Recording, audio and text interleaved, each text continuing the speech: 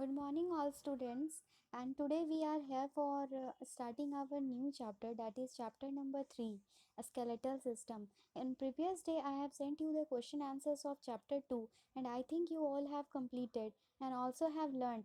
If you have not learned, just try to remember all those objectives and question answers which I have made you written on the copy.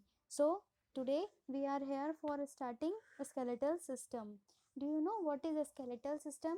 A skeletal system is one of our organ system, and a skeletal means it is made up of a skeleton. That is the bony framework of our body.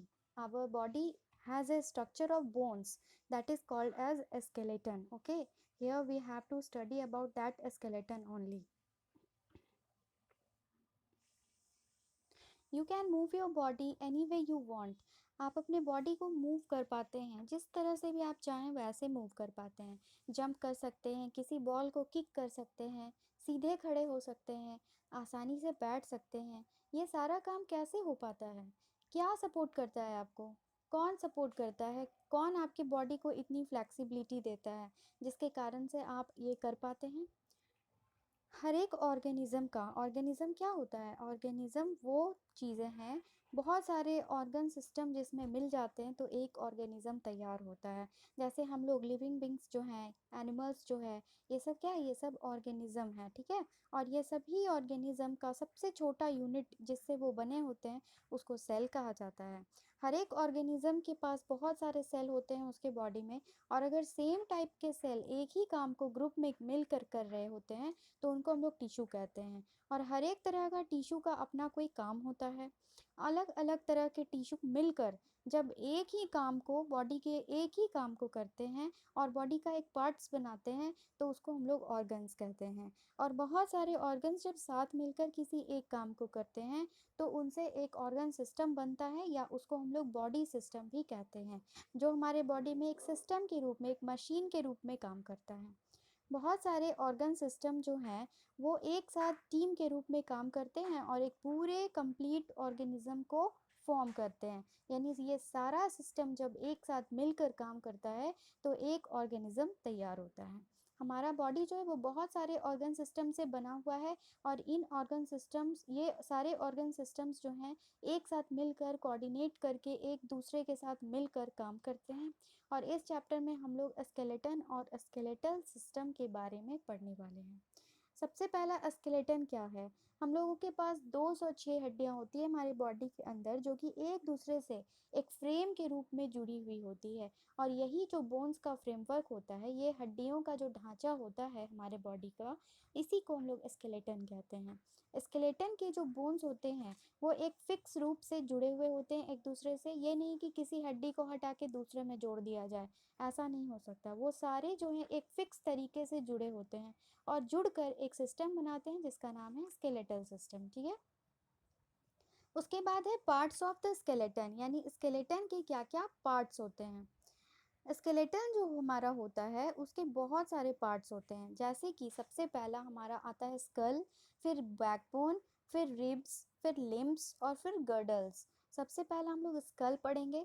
School जो है वो 8 flat bones से बना होता है। Flat means समतल, टेढ़ा मेढ़ा नहीं, रुखड़ा नहीं, बल्कि बिल्कुल सीधा, ठीक है, वैसे बोन से बना होता है। और ज़्यादातर ये जो बोन्स होते हैं वो लॉक्ड होते हैं एक साथ जिगसॉ पजल में, ठीक है। लॉक्ड होते, एक दूसरे से मिल करके लॉक्ड होते हैं, जुड़े होते हैं। और मेन फंक्शन हमारे स्कल का क्या होता है कि हमारे ब्रेन को प्रोटेक्ट करना और हमारे फेस को एक सही शेप देना, साथ ही हमारे आईज, टंग और इनर ईयर्स को प्रोटेक्ट करना। ये सारा काम स्कल का होता है। स्कल को हिंदी में हम लोग खोपड़ी भी कहते हैं, ठीक है। ये हमारे सिर का ढांचा होता है जो कि हमारे ब्रेन को प्रोटेक्ट करता है, यानी दिमाग को बिल्कुल सुरक्षित रखता है। साथ ही हमारे इनर आई को प्रोटेक्ट करता है, ईयर के भी अंदर की जो पार्ट्स हैं उसको भी प्रोटेक्ट करता है, और हमारे शेप, हमारे फेस को एक शेप देता है। अगर ये बोनी स्ट्रक्चर नहीं होगा, स्कल का स्ट्रक्चर नहीं होगा, तो हमारा फेस का स्ट्रक्चर भी नहीं बन सकता। तो ये उसका काम करता है। हमारा आईज जो होता है वो एक आई सॉकेट में फिट होता है। सॉकेट मीन्स क्या होता है? सॉकेट मीन्स होता है एक खोखला जगह, राउंड आकार का एक खोखला जगह जिसमें कोई चीज़ अंदर जाकर फिट हो जाए। ठीक है, उसको बोलते हैं सॉकेट। तो आई जो हमारा होता है, आँख जो है वो एक गड्ढादार जगह में जाकर क्या हो जाता है, फिट हो जाता है, और उसी को सॉकेट के आई सॉकेट के नाम से जानते हैं। Facial region has 14 bones. हमारा फेशियल रीजन जो है यानी चेहरे का जो भाग है उसमें 14 बोन्स होते हैं, जिसमें लोअर जॉ जो है वो एक ऐसा मात्र जॉइंट है हमारे स्कल में जो कैसा होता है, मूवेबल होता है। हमारे पूरे स्कल में सिर्फ यही एकमात्र ऐसा जॉइंट है जो क्या है, मूवेबल है, मूव कर सकता है। आप अपने मुंह को खोलते हैं, बंद करते हैं, क्यों? क्योंकि आपका जॉ बोन्स मूव करने के लायक है। अगर वो मूवेबल नहीं होता तो आपका मुंह बंद का बंद ही रहता, खुला का खुला ही रह जाता। This enables us to chew our food and to speak। और ये हमें जो है अपने फूड को चबाने में, साथ ही हमें बोलने में हेल्प करता है। यहाँ नॉलेज डेस्क में देखिए क्या दिया है। When a person suffers from tetanus, अगर किसी इंसान को टेटनस की बीमारी हुई है तो उसका लोअर जॉ क्या हो जाता है, लॉक्ड हो जाता है, यानी नीचे का जो जॉ है वो मूव नहीं कर पाता, हिल नहीं पाता है, ठीक है, वो वहीं फिक्स हो जाता है। और यही कारण है कि tetanus sometimes called lock jaw. इसीलिए टेटनस को कभी कभी लॉक जॉ के नाम से भी बुलाया जाता है, क्योंकि इसमें जो आपके जॉ हैं, लोअर जॉ हैं, वो कैसे हो जाते हैं, लॉक हो जाते हैं, बंध जाते हैं, ठीक है। अब हम लोग सेकेंड ऑर्गन के बारे में पढ़ेंगे जो कि है वर्टिब्रल कॉलम, या फिर जिसको हम लोग बैकबोन कहते हैं, या हिंदी में उसको रीढ़ की हड्डी बोला जाता है। वर्टिब्रल कॉलम 33 छोटे छोटे गोलाकार बोन्स से बने होते हैं, रिंग लाइक बोन्स, यानी गोल गोल। देखो यहाँ पे पिक्चर में भी आपको दिख रहा है, ये गोल गोल रिंग्स के अंदर एक स्पाइंस डाला हुआ है, स्पाइनल कॉर्ड के नाम से जाना जाता है इसको, ठीक है। और ये जो रिंग लाइक बोन्स होते हैं इसको क्या बोला जाता है, वर्टिब्रा बोला जाता है, वर्टिब्रा, ठीक है। और ये हमारे स्कल के बेस से यानी स्कल के निचले हिस्से से हमारे हिप के रीजन तक जुड़ता है, ठीक है। स्कल के बेस से स्टार्ट होता है, यानी स्कल के निचले हिस्से से स्टार्ट होता है और हमारे हिप के शुरुआत होने तक जुड़ता है। A type of tissue called cartilage is present between these vertebrae.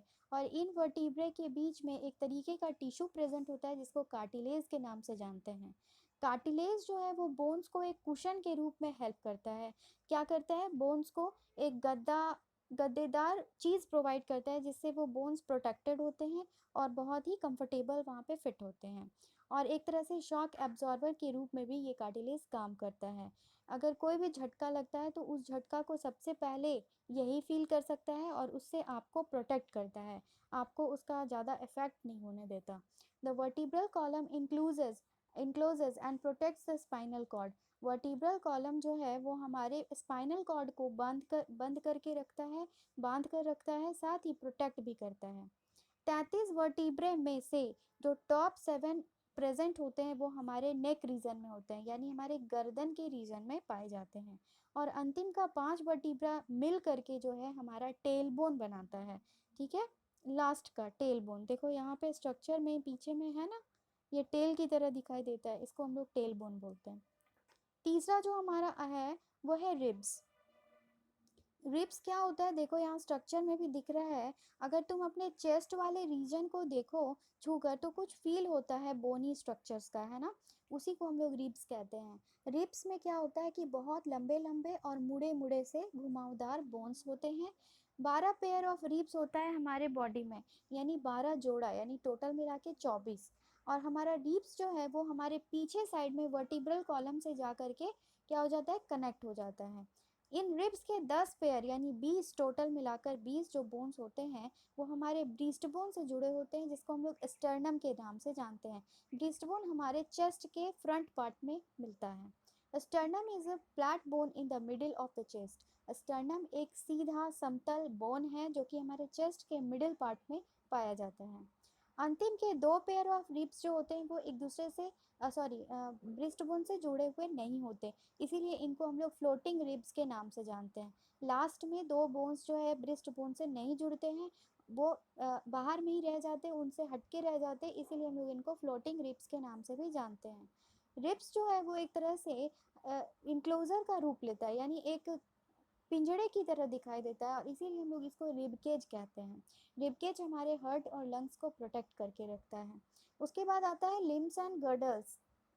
क्या है ये लिम्स एंड गर्डल्स, हमारा जो लेग्स और आर्म्स है उसी को जनरली हम लोग लिम्स कहते हैं। हाथ और पैर को जनरली लिम्स के नाम से जाना जाता है। आर्म्स को फोरलिम्स कहते हैं, यानी बाह को फोरलिम्स कहा जाता है। और हर एक फोरलिम्स के पास 3 बोन्स होता है, हर एक फोरलिम्ब में 3 बोन होता है। अपर आर्म में एक बोन जिसको ह्यूमरस कहते हैं, यानी ऊपरी बाह का जो ऊपरी हिस्सा होता है उसमें एक हड्डी होती है जिसको हम लोग ह्यूमरस के नाम से जानते हैं। और जो लोअर आर्म होता है उसमें 2 बोन्स होते हैं जिसको हम लोग रेडियस और अल्ना के नाम से जानते हैं। ह्यूमरस का जो ऊपरी अंत है वो हमारे एक पेक्टोरल गर्डल से जुड़ा होता है। हर एक पेक्टोरल गर्डल एक के पास एक शोल्डर ब्लेड होता है और एक कॉलर बोन होता है। लोअर एंड्स जो हमारे रेडियस और अल्ना का होता है वो हमारी कलाइयों से जुड़ा होता है, यानी रेडियस और अल्ना ये जो 2 बोन्स थे इसके जो अंतिम के एंड्स हैं वो हमारे कलाइयों से जुड़े होते हैं। और रिस्ट और हैंड्स यानी हमारी कलाई और हमारा हाथ यही छोटे छोटे बोन्स से मिलकर बना होता है।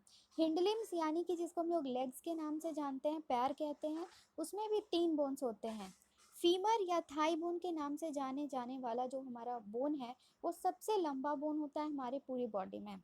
और जो लोअर लेग है यानी लेग का जो निचला हिस्सा है उसके 2 बोन्स होते हैं, टिबिया और फिबुला। जैसे हैंड्स में था वैसे यहाँ पर भी है, जैसे हैंड्स में रेडियस और अल्ना था उस तरह यहाँ पे टिबिया और फिबुला है।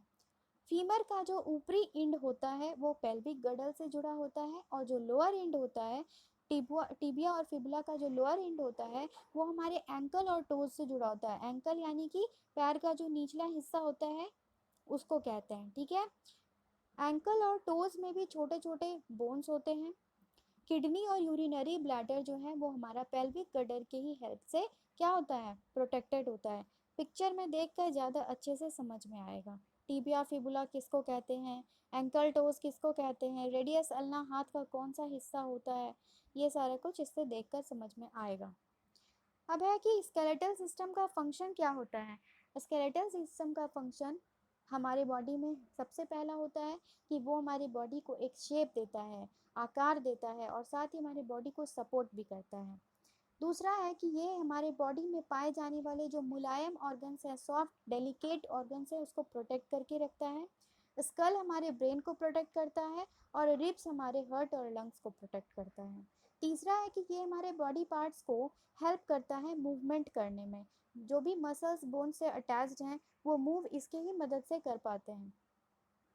Long bones contain bone marrow. लंबे लंबे जो बोन्स होते हैं उनमें एक बोन मैरो नाम का सब्सटेंस होता है, एक बहुत ही मुलायम सा फैटी सब्सटेंस होता है जो कि ब्लड फॉर्मेशन में हेल्प करता है। लास्ट पॉइंट इसका है कि बोन्स में कुछ मिनरल्स भी होते हैं जैसे कैल्शियम और फॉस्फोरस जो कि हमारे बॉडी को बहुत हेल्प करते हैं, बोन्स को स्ट्रॉन्ग बनाते हैं और एक स्ट्रॉन्ग स्ट्रक्चर प्रोवाइड करते हैं। यहाँ पर आकर हमारा ये टॉपिक ख़त्म हुआ और अगले दिन हम लोग अपना joints of the body topic start करेंगे। तब तक के लिए इसके जो भी फंक्शंस हैं, जितने भी बोन्स हैं, कहाँ पाए जाते हैं, ये सारा आप लोग इसको रिवाइज करके रखेंगे। तब तक के लिए थैंक यू।